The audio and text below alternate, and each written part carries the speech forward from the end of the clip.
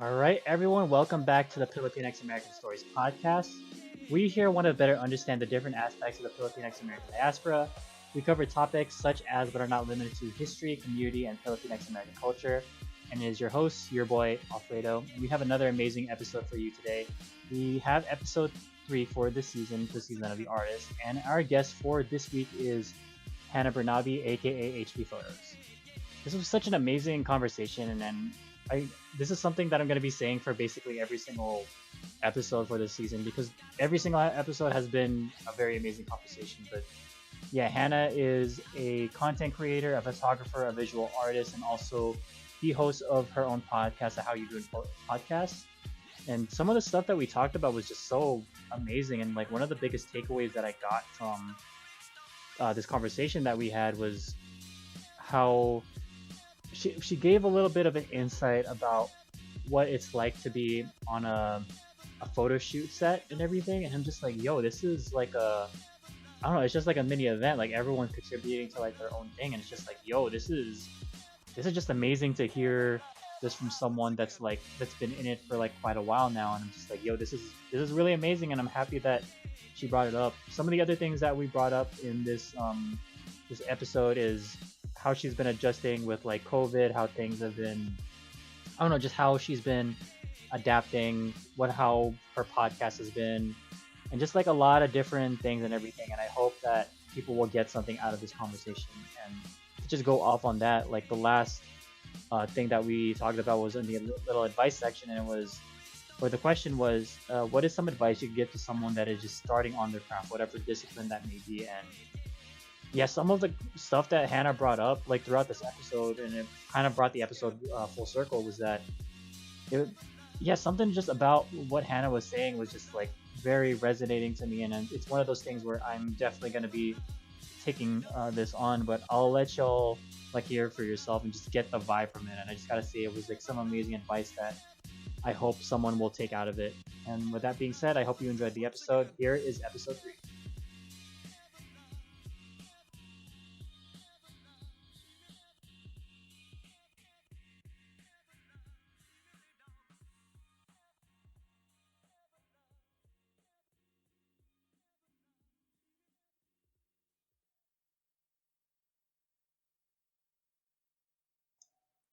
All right, welcome back, everyone. For this episode, we have another amazing guest. This person is a photographer, a content marketer, and an overall visual storyteller. We have Hannah, aka HB Photos. Hannah, can you introduce yourself and how are you doing today? Hi, everyone. Like Alfredo said, my name is Hannah. I am a photographer, a content marketer, now a podcaster. Currently, I'm doing all right. My morning is kind of starting and going well nicely. So, thanks for that. Oh, okay. So I think we mentioned this like off like recording and everything, and I think the first time I saw any of your work was from like shoots from other people from, I think it was people from KP, right? Yeah, people from KP that we were taking photos of. I'm just like, oh, this is dope. But then I think after like a few years, when I think you were with your current roommate, and then I saw some photos of her on her Instagram. That's when I really started digging deeper into like your content, and I'm just like, oh, this is some like really dope stuff. And then I came to realize, I'm like, oh, it's you. You're the one like that's been doing like all these photos for like everyone within like the spaces that I've been with people that I've known, and I'm just like, oh, this is really tight. Yeah, I mean, in terms of photographing people in the community, I've really worked with amazing people, both in the San Diego community, in the Los Angeles community, where I'm originally from. And, it's interesting to see where the connections will lead. As a photographer, you're really focused, excuse me, on just doing the gig, taking the photos. But I think as you grow and realize the importance of connections, you kind of get to see all the dots that are connected. So, like you said, I wouldn't know you if it wasn't for my current roommate and for the power of the internet and just connecting people, and especially right now that everyone is really focused on connecting online. Oh, 100%. Like, I don't know, something about like visual storytelling when it comes to like photos and videos. It's just like you never know who you're gonna come across, especially with all the networking that's done with it. Absolutely. So I'm curious. So what is like your origin story with like this like craft? I mean, we're gonna talk more about your podcast a little bit later, but let's focus on like your photography and like content marketing. Like, how did you get started with like these kinds of art forms? Sure. So, in terms of photography, I think um, my family has always said that photography is in my blood. My maternal grandfather was actually a studio photographer way back in the day in the Philippines, and I would get stories of his studio, like the ones with those old school cameras with a little birdie thing. So we have photos that he's taken of my mother and her siblings, and it's been really cool to see that being passed down. And interestingly enough, I actually have one of his cameras with me. I still have to get it fixed somehow. But my interest in photography was, very early on.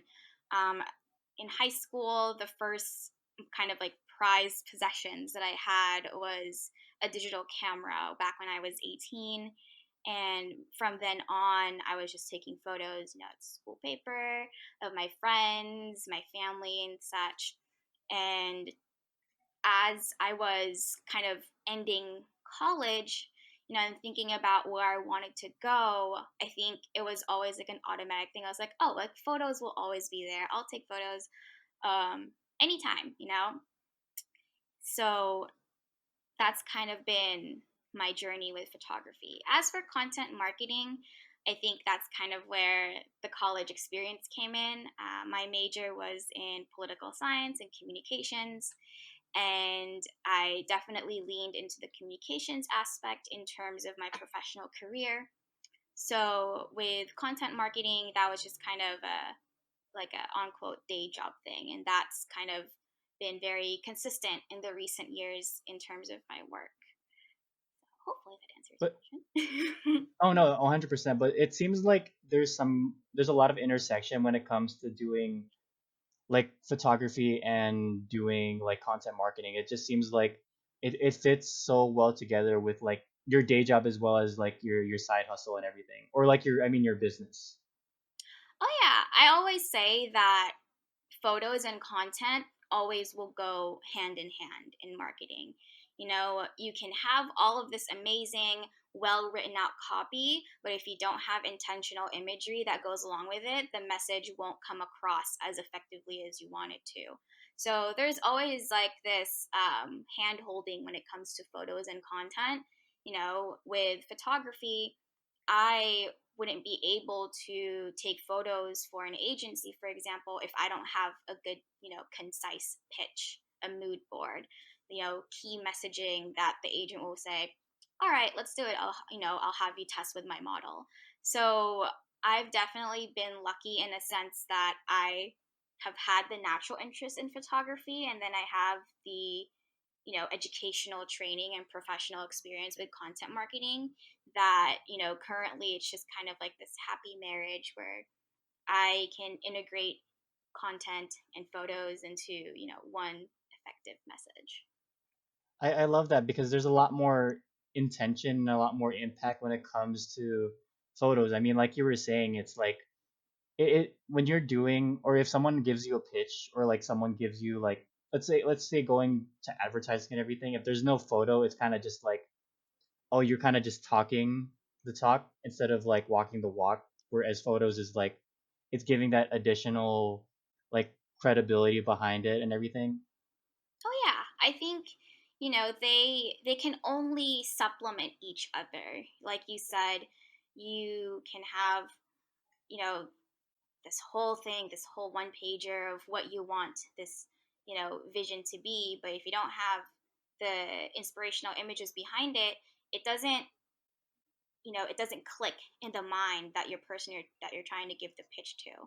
And that's really important when it comes to talking to agencies and brands and magazines. You really need to kind of hand hold the journey in order for them to get what you're trying to say. Mm. So does this go a little bit into like your process with photography? I mean, for content marketing as well as like your business HB photos, like how does that look like in terms of your process creating those kinds of images? Because I know like you've done a lot of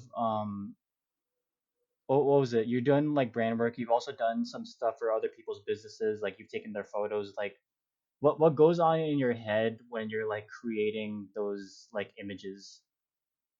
For me, it's like a puzzle. So, for example, if I have a client meeting and I already know what they're about because I've done a little bit of Instagram stalking, so it kind of creates this little puzzle in my head. It's like, okay, what's missing in their brand that I could bring to elevate it for? Does it need to have, effective imagery? Does it need to have imagery and content? Does it need to have a little bit of both? Do I need to bring in a team? Do I need to bring in, say, like a more experienced copywriter or a graphic designer and things like that? What are things that I could bring into the table, and what are also things I could bring other people in so I could help them as well? So, my process as I've kind of grown into it has always been, what can I do? But what can I also do to bring in other people so everyone else can eat? Um, so that's just been a really interesting process for me, something that I've just come to learn and be really excited about, because it really generates community for me. So Oh, I love that. Well, mainly because I didn't realize how calculated a lot of these like shoots for you were. It's kind of just like you're connecting the dots of just like, okay, how is this gonna work for this specific shoot? Like, do I need someone to like assist with lighting? Do I need someone to like do like graphic design, like you were saying? Like, it's just kind of like how can I get everyone on this team to contribute best and try to make like the best kind of I don't know, kind of result like out of the shoot that you're doing. yeah, and I think I definitely have that mentality when I do test shoots for agencies. So, just a little bit of a background, a test shoot is basically a way for you to get to know an agency, get to know their models, but also a way to amp up your portfolio. A good chunk of my content in terms of like, you know, any models and things like that, that is usually a test shoot. And for my test shoots, it can either be it's just me and the talent, but as time went on and I grew on what I wanted from the test shoot, I would bring in a makeup artist. I would have an assistant with me. I would reach out to different boutiques and local brands that, that the model can use the clothes for. And as time went on, you kind of realize that because I'm bringing in all of these people, I'm also helping them. So then I start to become really intentional on who I bring in. So for the past shoots that I've done, a lot of them are local, female owned. The makeup artist that I've collaborated with and worked with in the past, she is Asian American. So it kind of becomes this thing where it's more than a test shoot now. It's a way for everyone to have their moment to be part of this creative project. And as a photographer, for a very long time, I thought that I was just gonna like stand there and shoot. But as I've talked to different agencies, I've talked to more experienced photographers, you kind of tend to see that's become like a team sport, and your team can consist of a hair, makeup, stylist, and things like that, just to like make this vision come to life. And you become more than a photographer. You've kind of just become this, like you said earlier, like a visual storyteller. So it's been a very interesting journey. My process is ever changing. My process this year might not be my process next year, and that's really the most exciting part because it keeps me in my toes. It keeps me wondering, okay, like what worked in 2017 might not work in 2020, or what's working for 2020 is definitely not going to work in 2021. I like how you address that part, especially with the fact that you've been growing ever since you started. What was it like about 4 years ago, right? Mm-hmm. Yeah, it's kind of just like you're essentially learning from like each experience with all that, and it's like you can't be stagnant as an artist like in any form, because it's just like, oh, you're kind of just doing the same thing, and it might eventually burn you out if like you're doing that. But one thing that I'm curious about, like I'm not sure if it this contributes to like the style of like your photography, but it seems like there's a lot of like community building with like doing like these shoots and everything. I wouldn't have thought that for like photography, but like the way that you're speaking about it, it's like, oh, you're holding a lot of space for people like in the community that like may want to do makeup or like want to contribute to their like clothing brand for this shoot. And it's just like, wow, this is like legit community building, but it's just a different like way of viewing it. Absolutely. And I think that's something as photographers, it's weird because when I started off photography, I thought it was a very like solitary creative style. And you can kind of see that like with travel photographers, with photographers that are more in like the fine arts and things like that. Street photographers, they usually kind of, it's a very individual thing. But because I'm choosing to be in the fashion, brands, and business industry, you kind of realize that you can't do things on your own. As much as I want to be, the makeup artist, the hairstylist, the wardrobe, creative director, I can only handle so much. And if I know that there is an expert in another field that I could help highlight with, that test shoot, and also help me with, my portfolio and my growth, then why not bring them in? Why not bring them into the table? There's plenty of room for creatives to thrive in one project. For me, when I do test shoots, for example, it's a puzzle. It's kind of like playing really funny dress up in a way, you know. But you've come to learn that there is some aspects of playing dress up that you might not be good at, and I'm not good with makeup. I don't do hair very well. I've come to style my own shoots, but there are some photo shoots in my vision board that I was like, I can't do that. I don't have access to that. Then yeah, I'm gonna bring a stylist in, and that's just kind of humbling yourself and realizing that creative projects aren't usually a one person thing. It's a team thing. It's like sport. Ooh, it's almost like these shoots are also like they're also kind of like mini sporting events or just events in general, because it's like everyone is bringing their own little flair to the table. Like it's kind of just like, oh yeah, if you're talking about something like a night market, like you need someone that knows how to manage like, I don't know, like first aid, or someone that's managing security, or someone that's managing like food. But then when you're taking it into, or you're looking at the parallels for like a photo shoot, it's like, well, yeah, you need someone to do the makeup, you need someone to like help out with the clothes, you need someone to actually like handle lighting, you especially need someone to do like the photos and everything. So it's just like, wow, there's so many different like puzzle pieces, like you were saying. Like it just makes sense at the end of the day that it's like it's like that. Yeah, absolutely. And because I started photography, at a very early age, now that I'm viewing photography as a business or as a more of a creative tool, you just tend to realize that, you realize more and more that visions come to life with the help of other people. Like, yeah, you can be the main visionary for it, you could be the brainchild behind it, but you can't do it on your own. And that's kind of the great thing about photography for me is I have an amazing network of makeup artists. I have an amazing network of local boutiques, of studios, of fashion designers, and I always try to use what I have in my arsenal to help others. And if that's, bringing them in, if that's having them, wear a coat for a model for a test shoot, at least that brings in a little bit of visibility for them that, I can't provide monetarily.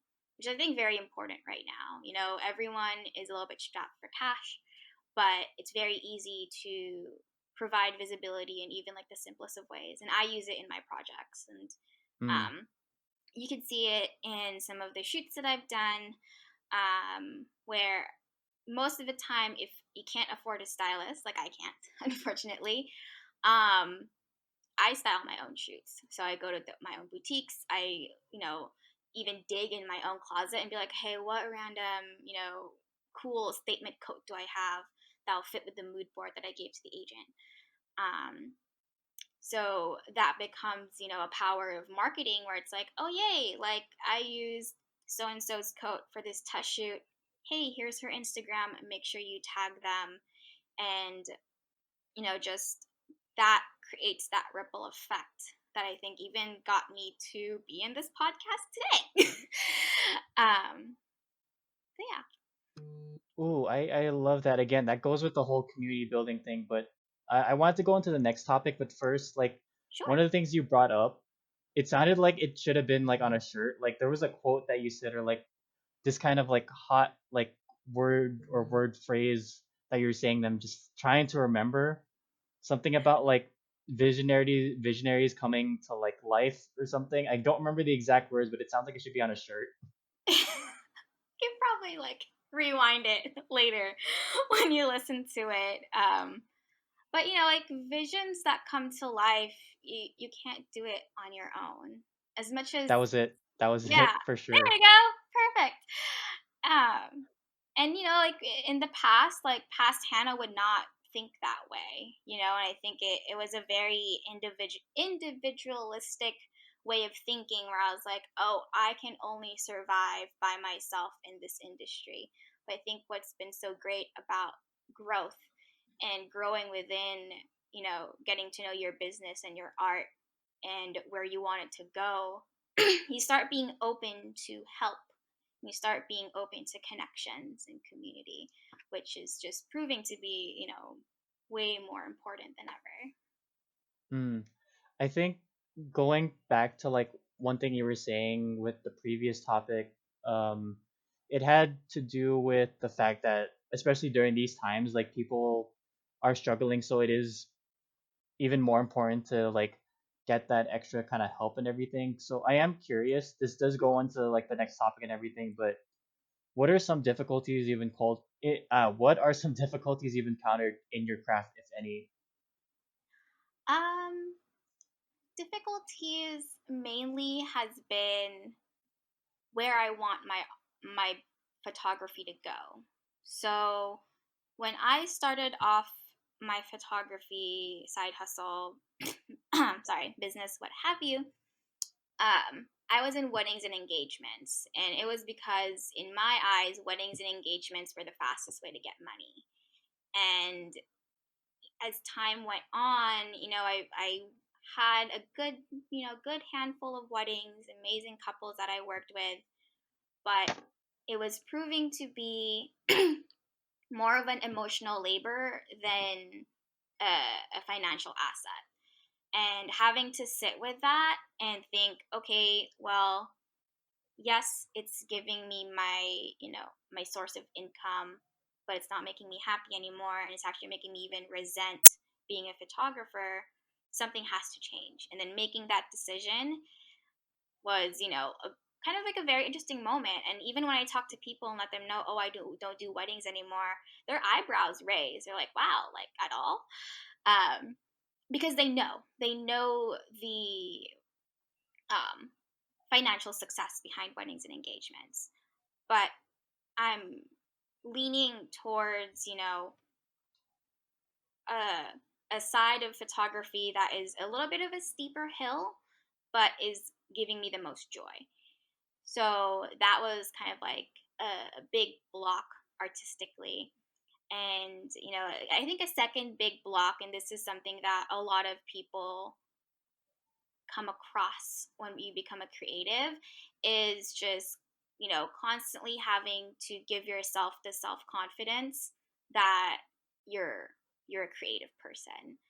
I think some people coin it as imposter syndrome, where you think that you're a fraud. And that's something that you just think about time and time again, even when you're in kind of in the comfort of your home, you're thinking, am I really creative enough? Is this really something that people are going to resonate with and, really want to be part of? So that has also been kind of like a mental block in a way. But I think it's something that a lot of folks can relate to, not just as a creative person, but in different aspects of their life, thinking that they're not enough, but in reality, they're more than enough. And that's kind of a lot of things for me personally in terms of like self affirmations and just, telling myself that I'm in the right path that I'm at right now because that's just where I'm supposed to be.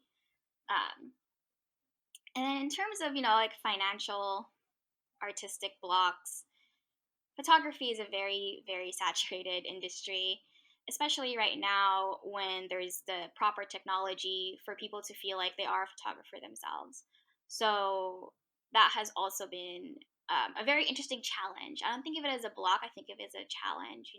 I'm all for people picking up their iPhone 11s and taking the best photos for them, but um, having to kind of like sell yourself in a way that yes, you can become that photographer, but I can come in and I can give you a really great story. So that has also been a very interesting challenge in terms of artistic blocks.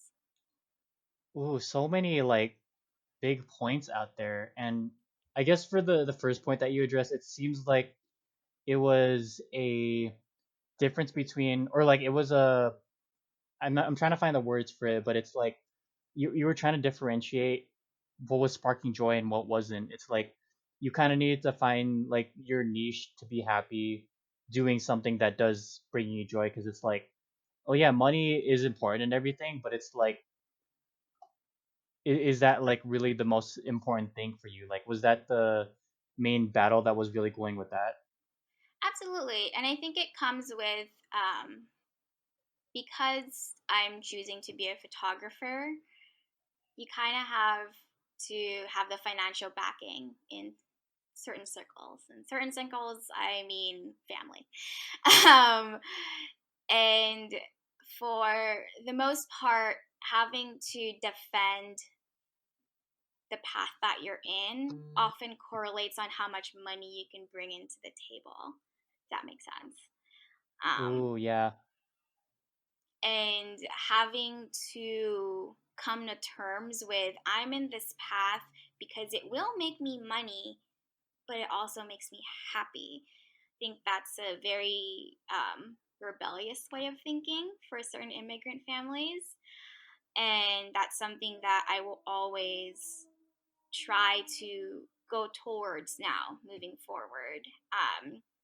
Because I think time and time again, I have fallen into the same cycle of appeasing family members in order for them to be happy to save face and things like that.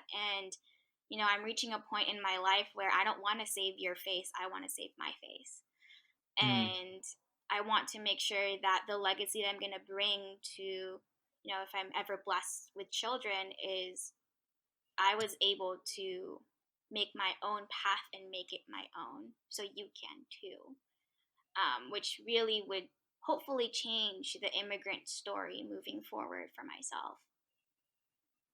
That intersection is so important because when it comes to like here in the States, like we're basically ruled by like capitalism, in the sense that, oh, you always have to be hustling, but it's like, why not actually love the career you're doing or the path that you're taking along the way too? Because it's like, if you're going to be doing this for a while, you might as well love it at the same time. Absolutely. And it's funny because I think it's also not just a capitalistic way of thinking, but a colonial way of thinking. I was going through my Instagram stories and I heard this from someone, and I'm so sorry that the name is escaping me. But the idea of product is a capitalist and colonial way of thinking. You produce in order to survive. That's no longer, that shouldn't be the way of thinking. At least that's what I think. You produce in order to sustain yourself, to sustain your family, to create a legacy. You survive because you have to, you're human. But capitalism and colonialism, there's just like this go go go mentality. And I was like that too for a very long time. Hustle culture is very real, and much more real when you're a creative person. You always worry about where the next gig is coming from, what's the next move. And I think that's kind of what this quarantine pandemic self-isolation has been showing, is we as a global community have been working on a certain mentality that was running us to the bone. And then it had to take this virus for us to see that. And now it's up to us to kind of have this fork on the road. What's going to happen afterwards? Are we going to just keep going and just running ourselves to dust, essentially? Or are we actually going to feed our inner selves and, sustain financially, but also be as healthy and, the highest version of yourself? It's definitely weird to think this because if it wasn't for this pandemic and the stay-at-home order, it's like in this like situation, we were put in a moment where we couldn't escape what was going on with our minds and what was going on with like hustle culture and just like everything that's going on right now. It's like we needed like this mental, emotional, physical, and like financial like break for a bit to understand what was really going on. And it's like it's weird to be thankful for this quarantine for that to happen, but it's like that's really the truth of it all.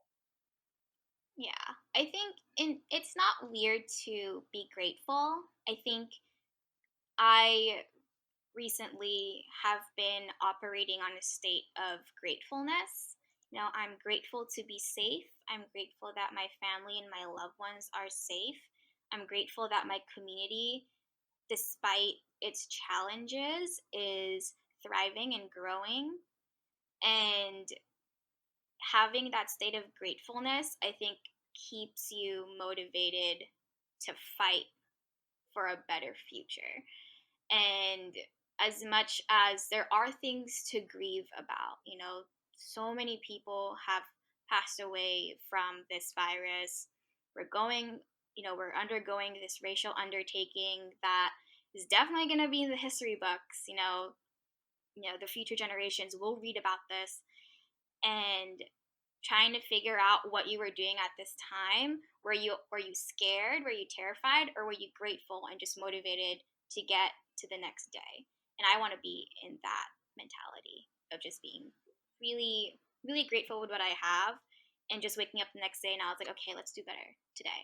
Let's make this 24 hours better and closer to, where we want to be. Ooh, I like that a lot because personally that's what I've been doing. Especially one thing I've been trying to do a lot more often is giving myself or doing more self affirmation during these times because it's like I mean going back to the whole imposter syndrome thing, like before this I was like questioning just a lot of things and just like the industry that I'm working in. It's just like, oh, am I enough for all of this? But then again with this whole pandemic, it's like you couldn't really escape it. So it's like I really needed to ground myself in the sense that, well, yeah, I'm definitely capable of like doing all of this. It's just we're in this situation where it's like it's kind of harder to like shine doing that, but but it's definitely okay to take a break from that like once in a while. Mm-hmm. I mean, self doubt, it comes with the process. It's what makes you human. You know, it it allows you to reflect on what you've done, what you're currently doing, and what you can do more. And like I drank coffee and went the wrong pipe. Sorry. Um, with self doubt and imposter syndrome, I'm I'm very happy that we're actually having this conversation and people are kind of like shedding light into it, because I think a lot of people think it in the back of their minds, and then now that there's this conversation where it's allowing you to be okay to feel these things, but also what are you going to do about it? Like I fall into it all the time. It comes as a creative person where you show yourself and you show your art, and it's kind of like at the mercy of the algorithm. Um, it comes with talking to family members and them asking me how I'm doing. It comes with, high school friends and seeing where our paths have taken us. The self-doubt is just kind of like always there, but what I'm learning is just, yeah, it's there, but what are you going to do about it? Are you going to like keep feeding it? Are you going to say, okay, you've had your moment, now we're done. We're going to move on. And I'm always in the, okay, let me just like cry for 2 seconds. Let me listen to a sad K drama, and now we're good. It's like you're essentially like reclaiming that you're reclaiming the strength that you know you have when it comes to like your art forms. It's like, oh, you know that you're dope when it comes to like doing the things that you do. It's just that little moment of, or like that thing like you're saying, like it's in the back of your head. Like it's still, for me personally, I think it's still gonna continue to exist, but it's like there's a lot more emotional regulation that we're capable of doing to make sure that we don't fall into that trap of imposter syndrome. Mhm. Absolutely. And I think it's just, having that mental discipline of acknowledging it and then moving on. I've one of the very interesting things that has happened during this quarantine is I've really taken meditation a little bit seriously. Before, I never really liked it. I was the type that like would open my eyes. I wasn't sure what was going on, but because I'm in close quarters and because I'm kind of like sometimes left with my own thoughts, meditation has kind of helped regulate it. Like I think of, my negative thoughts as just like, okay, you're gonna sit there, but you're gonna go. Yeah. And I definitely credit that with like meditating, and I wish I can do it more. I kind of like do it on and off still, but in the times that I've done meditation, it's been a really great mental exercise that I carry over to any endeavor that I'm doing, whether it be with freelancing, whether it be working in a professional setting, and even working with my family and things like that. Oh, I don't know. Have you seen Korra? Because I'm about to like reference something and it just sounds like there's this one instance that just reminds me of it. But have you seen it at all? Like Legend of Korra. Yeah. I Okay, so I watched it, but I think I was like in that haze of college where it was just like going really fast. So I feel like I have to revisit Korra, but I have to finish Avatar first. I try to take it slow. I don't want to binge watch Avatar because I think it's one of the best cinematic television series ever, and I will fight It's anyone just who thinks otherwise. no, 100%. It's like Mark Hamill even said this, like this show was way too complicated for like it was too good for television. But the reference I wanted to do was like there was an instance where Korra was having like some difficulties with meditation, but that was like all I was gonna say. It's kind of just like, oh, you found your way to make it work for yourself, and it's just like, oh, it's like a lot better for you now that you're doing that. I just wanted to like do that little. I've been obsessed with like Korra lately, so I'm just trying to like reference it wherever I go. I mean, I love her. I think when I first watched Legend of Korra, I was like, I don't know why everyone doesn't like her. She's literally she's like the opposite side of the coin. Like where Aang was like young and had to grow into himself and had to power through the trauma that he had, and then Korra was like the opposite, where she was like, I'm doing well, but in reality, she still had much to learn. Oh, I might just do a whole episode on this because I could go on for days with just Korra alone. You should do it. Hashtag Korasami. She's great. They're great. Yo, bet. Okay, so kind of switching gears a little bit, we've reached our like mid segment question. So I usually do this because I want to know what people want for like the future in terms of like their artistry and everything. So I am very curious. Is there like a dream project that you want to work on, or is there a project that you're already working towards? I want to work in. the editorial industry more. And this is, this is definitely like a 2025, 2030 goal, is to, have photography assignments that will invoke critical thinking. I don't really have like a dream project, but I have like dream subjects. Like I would love to photograph, um, well, would have loved to have photographed Chadwick Boseman. I would have loved to photograph Michelle Obama. Not because of just like photographing her, but like just being in her presence. A lot of the times with photography, it's really a very interesting way of talking to people. You try to get the best angles and the most confident and comfortable um, image that you could get from a person. And that can be really personal. So having to, photograph very prominent figures and just talking to them, just kind of like bathing in their presence, and having the opportunity to take, a snapshot of their image, like that would be a dream.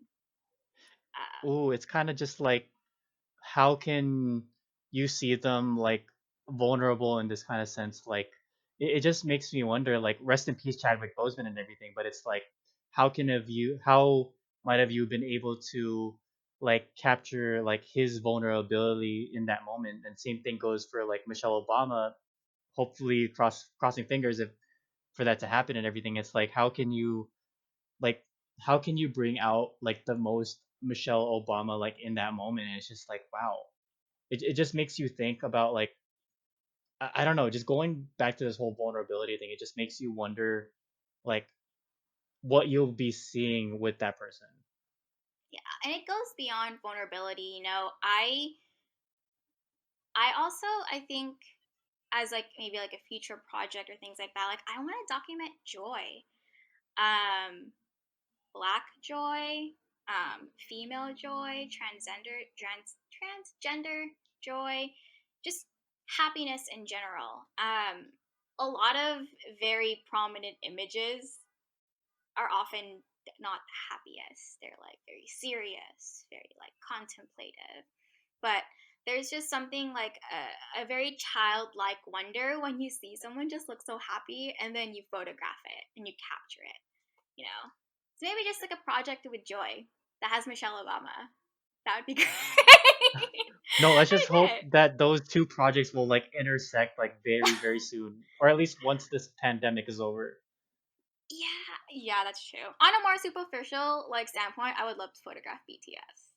That's just me Oh, because I bet. love BTS.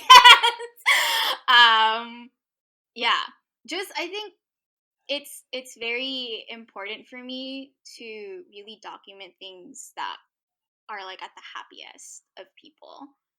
And if I, somehow if, the stars and planets align, if I get a project where the pitch is you just have to photograph the happiest people in the world, that'd be great. That'd be No, wonderful. because it that kind of thing just makes me think because like with all the clips that like you've mainly your roommate has been posting on like their like IG story and like yours too, it's just like BTS is so like happy. Like what if that is like the next thing? Like manifesting that maybe like with the right connections, like you never know. It's like these guys are like super happy and it's just like what if this was like you're taking photos like behind the scenes of them. It's just like wow. Just thinking about that. Well, yeah, I mean, if I let myself really truly dream, like, photographing any prominent figure at their happiest, because I think we deserve to see images of people at their happiest. We have been hit with so much sadness and grief and fear and terror, where it's just like, as a photographer, we we are destined to document things, whether it be documenting real events, whether it be, representing a brand, but to document like pure unadulterated joy, I just think it's so rare given, the current events. So, if we get out of this and, the brief and the goal is to just like photograph happy people all over the world, prominent people, or even just like people that are, across different countries, like that would be a great project for me. Ooh, I'm excited for when this does happen because it's like there needs to be like, I mean, yes, it's important to address like everything that's going on, but it's like you also need to get some like joy once in a while, and I feel like people will resonate from that once like this takes off. Yeah. But yes, that would be a dream. Not so much like a dream project, but just, a dream documentation in a way. Mm. Um, Plus, one of my Filipino names is Joy, so might as well utilize that. Um, so, Oh, you're bringing like the joy to photography, like that's gonna be like sure! another side. Sure, That's why gonna be the not? side project name. Yeah, yeah, aspects of joy. Sure, and it's also like my name. It's like a whole different layer and everything. But switching gears just a little bit, since we are talking about like quarantine and everything, like one of Mm-hmm, the biggest things that you've done like as of late is your like how you do in podcasts. Like how mm-hmm. did that start exactly? Like what made you want to start um doing like this podcast? So, this project or podcast, I interchange it because I don't really know what it is yet. Um, it kind of came from this thread of thinking that I had where in the beginning of the pandemic, I think everyone was just really obsessed with people and what they were doing. There was the bread trend, there was the cooking trend, there was, all of these things where people were showing what they were doing to keep themselves occupied during the time that, we were inside, more inside. Technically, we should be more inside. Anyways, um, so, we were having all of these Zoom events where people are like, what are you doing? What are you drinking? What are you consuming? What are you listening to? But we never talked about how we were doing. It was something where we were cloaking how we were doing with what we were doing.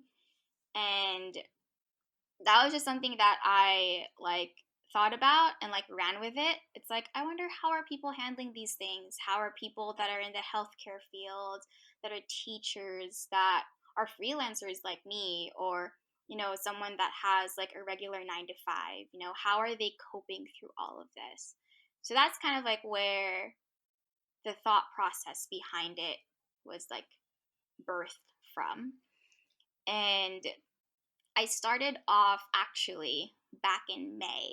So a lot of my episodes were pre-recorded back in May, and there was actually a point where I thought I would never even kind of air these conversations that I had with people, because I was like, oh, like it was back in May. It's now July. Things will be better by July, right? um, Plot twist, things are still not okay, and we're in September. And a lot of the topics that I was talking about with people still very much resonate with right now. So, come July, parts of August, I was like, well, it's either I'm going to air this and see where it's going to go, or it's just going to be, really valuable conversations with people that I care about. And of course, as you can see, it became the latter. Um, I'm now about, I think, 5, 6 episodes in, and then I have a few more to go, and then it'll be another kind of interesting fork of like, do I keep going? Or was it just kind of like this fun one time thing that I could just, check off my list? Don't know that yet, so we'll see. Wow, I didn't realize how far back you had content, and it's just like, whoa, this is. I mean, that's totally valid because like we never knew where we were gonna go, but like I guess just addressing the whole thing of like your podcast and everything, I feel like that's so important to address.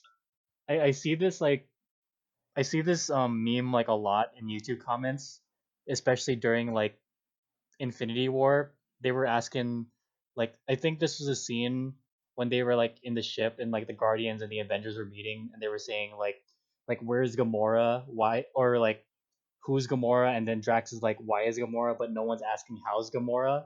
And it's just like Yeah. this is literally what that is. It's like you're actually asking people how they're actually doing because that question as much as like yeah it does get asked like once in a while but it doesn't get asked enough or at least that's how I see it.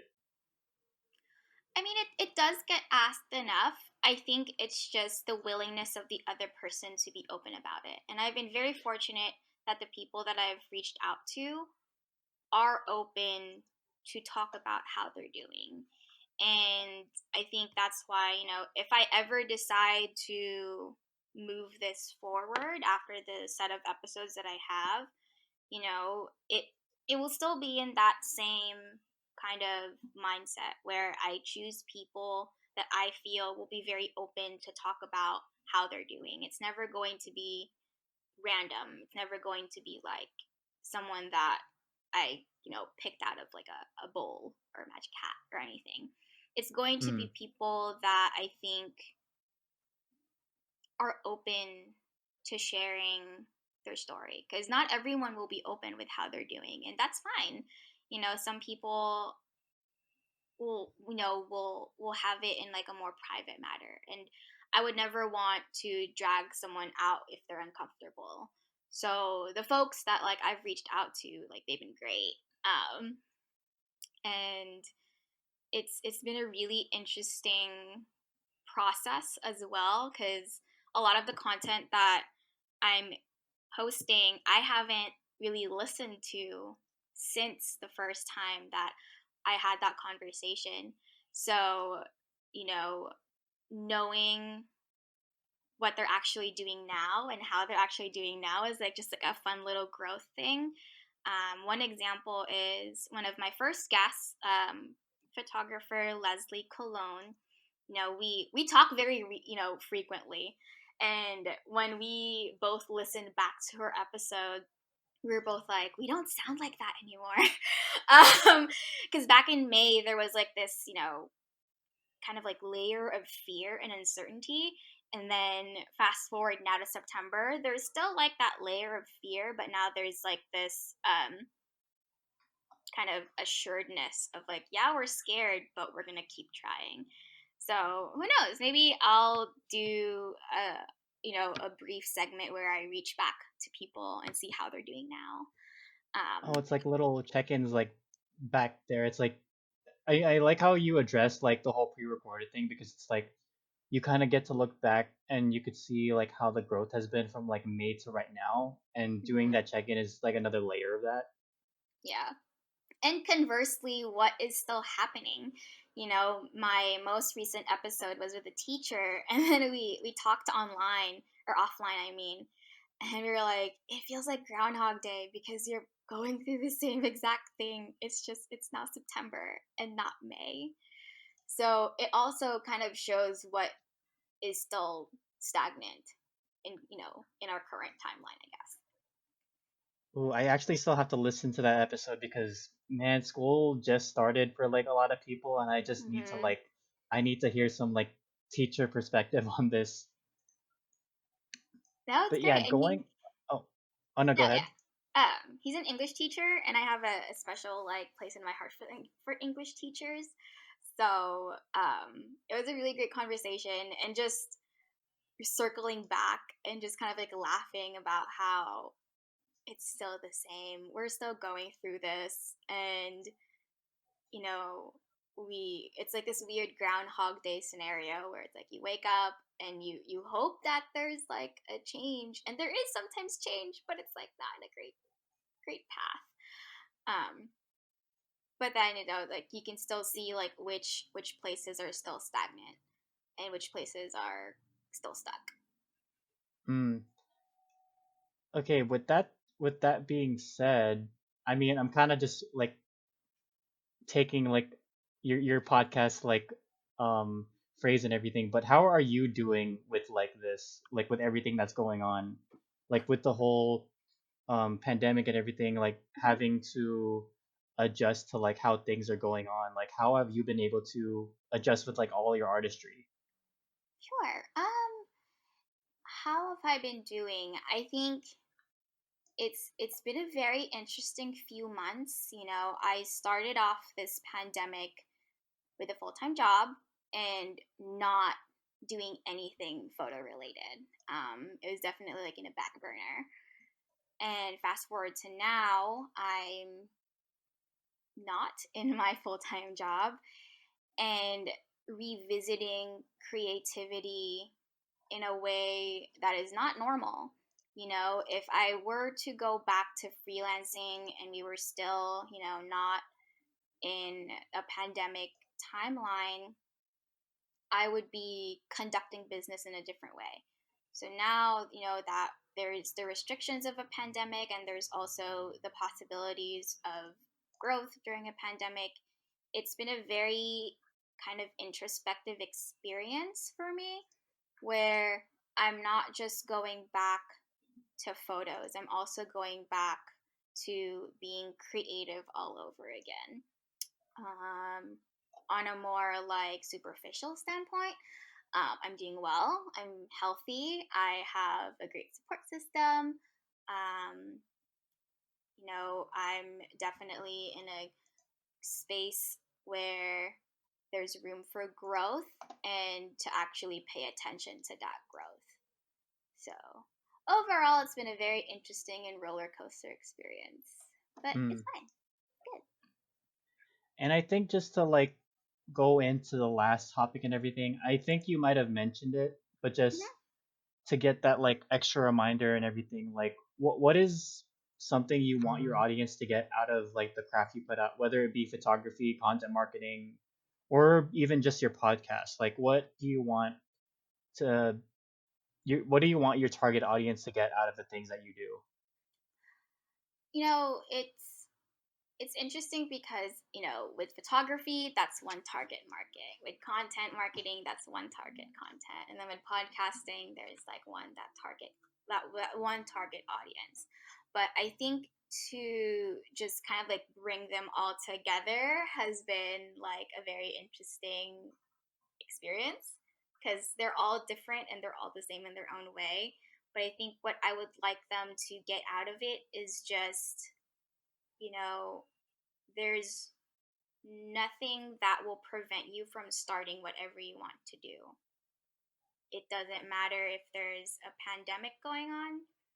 It doesn't matter if you have, mental struggles. If you if you think that you have an idea, if you think you have a project that will make you the happiest and will give you the most joy at this time, just start it. You don't have to start off with a bang. It can start with a whisper. And it can also just start within yourself. It can start within your small group of people, with your family, with your community. You don't have to be super famous to start a project. You just have to be you. And that I think is hopefully people can take away with any of my creative endeavors. Um, and also to just, you know, lean into your community. I owe a lot of my photography work with the connections and community leaders that I've come to know and, be friends with and be peers with. And as much as I do have the artistic background and technological background with photography, I won't be where I'm at today without the people that had helped me go up those steps. So, yeah. I think you might have actually touched upon that advice section since we're getting towards the end, and that question was, what's what is some advice you can give to someone that is starting their craft, whatever discipline that may be? But I think you touched upon that with just starting it. Like it again, it doesn't have to be something that's like the best or like the most like viral or whatever. It's just like it just has to be something that you resonate with, something that you could feel like the most authentic with, and also goes back to the whole community too, especially since like that's where a lot of the support is. It's like you have people like gassing you up, empowering you to continue like whatever this craft is. Hmm.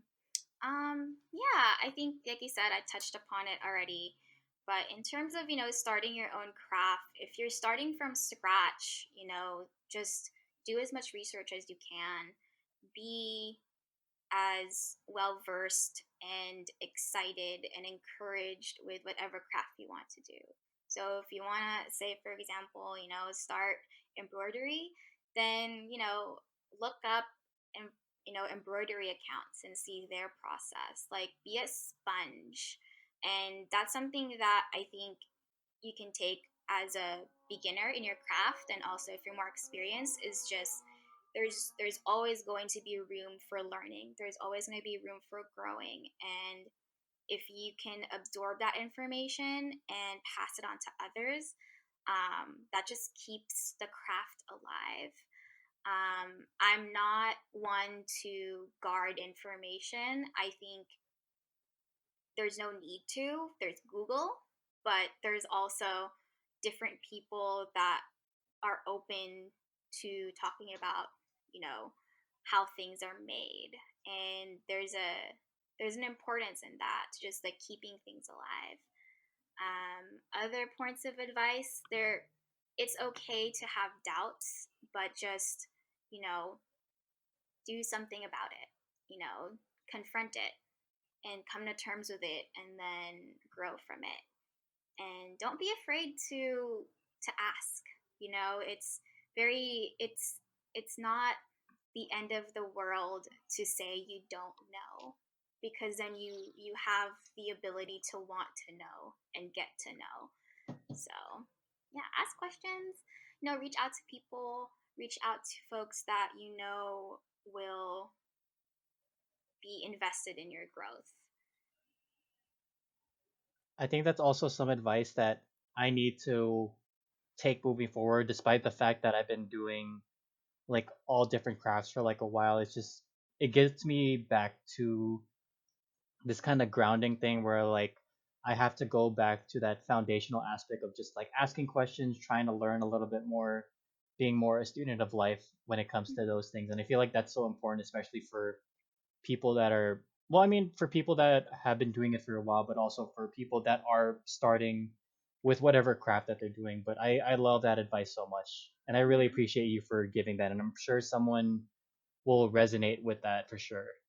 Yeah, and for whoever is listening, my internet DMs are open, my emails are open. I'm always really excited to talk about things, whether it be photo related, pop culture related, K-pop related, um, anything that I could provide to, further someone's growth, or to, increase someone's interest in something, then, that's always pretty good. And, like, I'm a freelancer, and it can be a very lonely process. It can be a very lonely time, and it's always good to just like talk to people.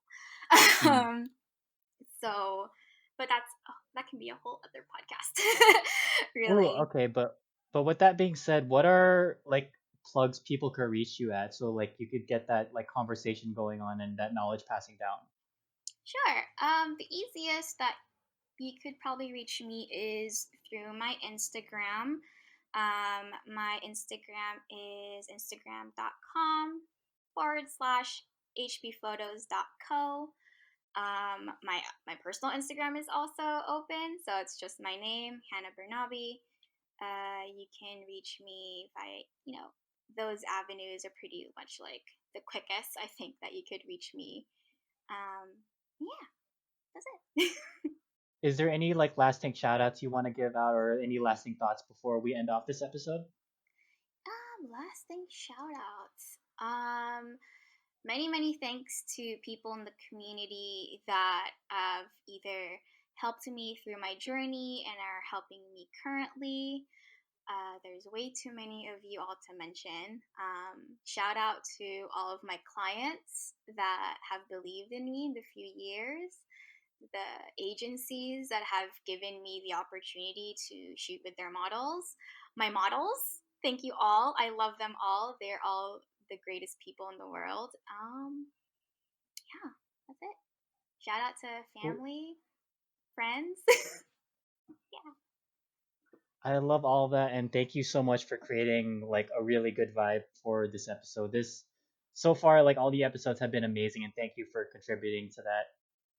Yay! That's good. I'm glad.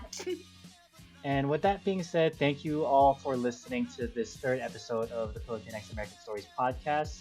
There will be more amazing guests like Hannah in the near future, so make sure to stay tuned with all the episodes that are going to be coming through for the rest of the year. So thank you all again for listening, and we'll catch you on the next one.